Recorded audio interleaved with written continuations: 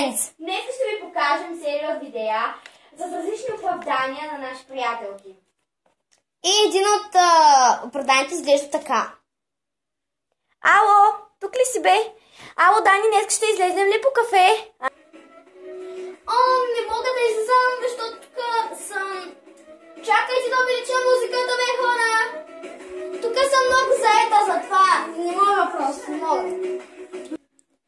Ами, каква е тая музика, дето се чува тогава?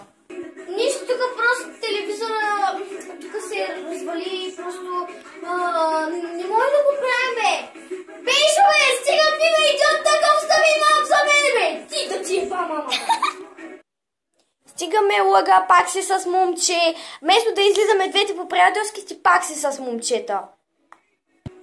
Не, нищо, просто тук не мога да ти обясня, просто не съм с момче. Пешо, стига, тихо. Ало, Марийке! Мари... Пешо, видя ли какво направи? Марийке? Овца, затвори. Видео номер 2. Магито. Ало, айде ни излезем на кафе малко, ма. С Пешо, ония Пеш от петия етаж. С Пешо ли? Ами аз имам малко работа, помагам на мама. О, каква хубава блузка. Хубава ли е блузката? Хубава ли е? Ало, чакай малко. Маги, чакай, моля те, чакай. И чакай да ти обясня поне. Маги. Патка, затвори. Оправдание номер 3. Маргарита ме звъни. Ало, Маргарита, какво искаш, ма? Ало, нищо, ма. Просто айде малко по-ска да излезем на чист въздух. Какво ще кажеш, а?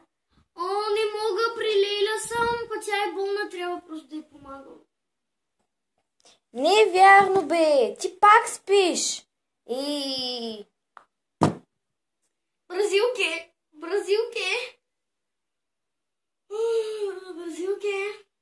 Ама аз не съм Билеля, ма.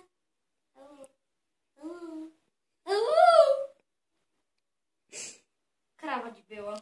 Спи ми се. Това беше нашия клип. Надявам се да ви е харесал. Ако ви е харесал, давайте или пишете долу в коментари. Ако не ви е харесал, желязате с така. Знаете си. Това беше от нас днес. Ние сме Best Friends. Чао! До следващия път!